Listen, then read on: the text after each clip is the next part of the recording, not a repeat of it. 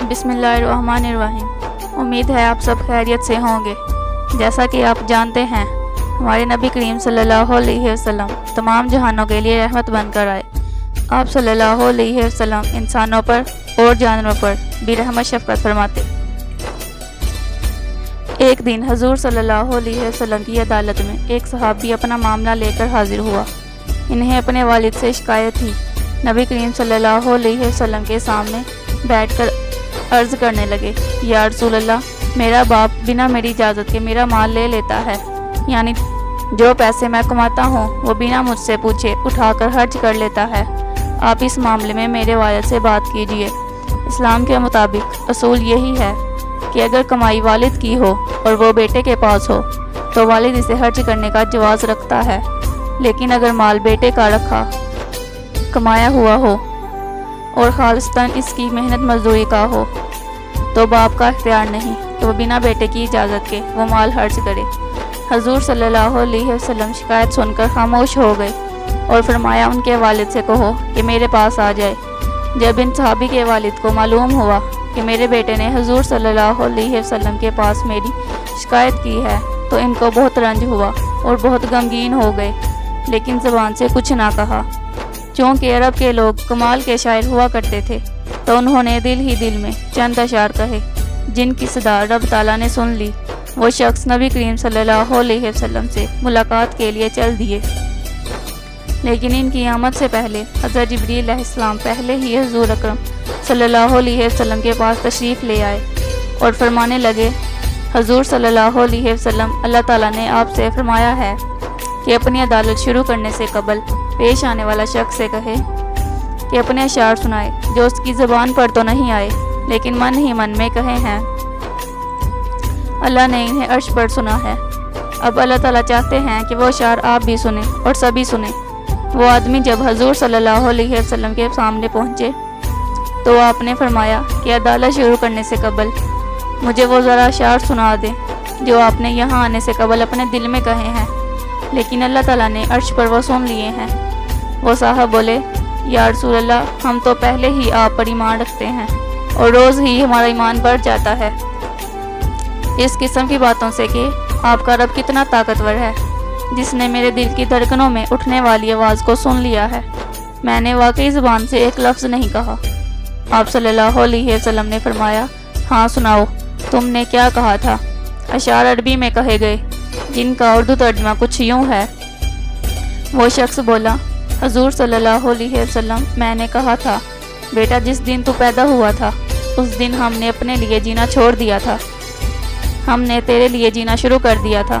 تجھے راحت پہنچانے کے لیے تکلیفوں سے ٹکر لی، تجھے سلانے کے لیے ساری ساری رات جاگا، تجھے کھلانے کے لیے اپنا پیٹ کاٹا، تجھے سکھ پہنچانے کے لیے دکھوں سے صلح کر لی، تجھے خوش رکھنے کے لیے غموں کو سینے سے لگا لیا کہ تو خوش رہے، تیری خوشی دیکھنے کے لیے اپنے آپ کو مشقت کی چکی سے پیس کر رکھ دیا، اور تو جب کبھی بیمار ہوتا تو ساری رات تیرے سرہانے گزر جاتی، کبھی تیری ماں بیٹھتی، کبھی تیرا باپ بیٹھتا کہ کہیں تو مر نہ جائے، حالانکہ موت کا وقت تو مقرر ہے، اس نے اپنے وقت پر آنا ہے۔ تیری بیماری دل میں ہزار شک پیدا کر دیتی تھی، اور یوں تیرے سرہانے بیٹھ کر کبھی تیرے لیے رب کو پکارتے، کبھی تیرے لیے دعا کو دوڑتے کہ ہمارا بچہ بچ جائے، حالانکہ موت نے تو وقت پر ہی آنا ہے، لیکن تیری بیماری ہمیں تڑپا دیتی۔ اس طرح وقت کی چکی چلی، زمانے کی گردش نے میری ہڈیوں کا رس نکالا اور تیری ہڈیوں میں ڈالا۔ میرے بال سفید ہو گئے تھے، تیری جوانی پروان چڑھتی گئی، اور میری دن رات کی مشقت نے تیری کمر کو سیدھا کر دیا اور میری کمر کو ٹیڑھا کر دیا۔ تو طاقتور بن گیا اور میں لاٹھی پر آ گرا۔ میری محنت سے تیری جوانی ایک سرسبز درخت بن گئی اور میری جوانی کے سارے پتے جھڑ گئے۔ پھر مجھے خیال آیا کہ کیسے میں اس کی انگلی پکڑ کر چلتا تھا، اسے کندھے پر بٹھا کر چلتا تھا، اسے گود میں لے کر بیٹھتا تھا، اس کو ہاتھوں میں اٹھا کر چلتا تھا، کیسے بیٹھ کر کپڑے بدلتا تھا، اس کو کھانا کھلاتا تھا، اس کو مدرسے چھوڑنے جاتا تھا، مدرسے سے لینے جاتا۔ تو اب میری کمر جھک گئی ہے، اب یہ میری لاٹھی بنے گا۔ میں اس کا آسرا بنا تھا، اب یہ میرا آسرا بنے گا۔ لیکن میرے بیٹے کی آنکھیں تو سر پر چلی گئیں، آسمان پر چلی گئیں، اور میرا بیٹا مجھے ایسے دیکھنے لگا جیسے میں تیرا باپ نہیں نوکر ہوں۔ तेरी आंखों के तेवर बताने लगे कि शायद मैं तेरा बाप नहीं। तो मैं तन्हाई में बैठकर सोचने लगा कि कहीं मैंने कोई ख्वाब तो नहीं देखा। मैं इसका बाप हूँ, क्योंकि इसका रवैया तो बता रहा है कि मैं नौकर हूँ और ये मालिक है। अब मैं अपने 30 साल ख्वाब को जिटलाऊँ या फिर इसको देखूँ। लेकिन फिर ख्याल आया कि हाँ, वाकई ये मालिक है और मैं नौकर हूँ। लेकिन नौकरों को भी तो कोई ना कोई पूछ ही लेता है।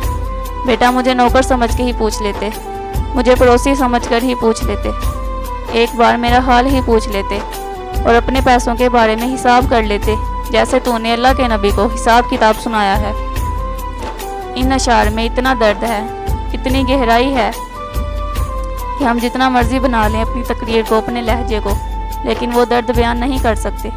वो लम्हा ऐसा था कि हमारे नबी करीम सल्लल्लाहु अलैहि वसल्लम की कैफियत थी कि उनकी आंखों से आंसू निकल रहे थे, उनकी दाढ़ी मुबारक आंसुओं से भर गई।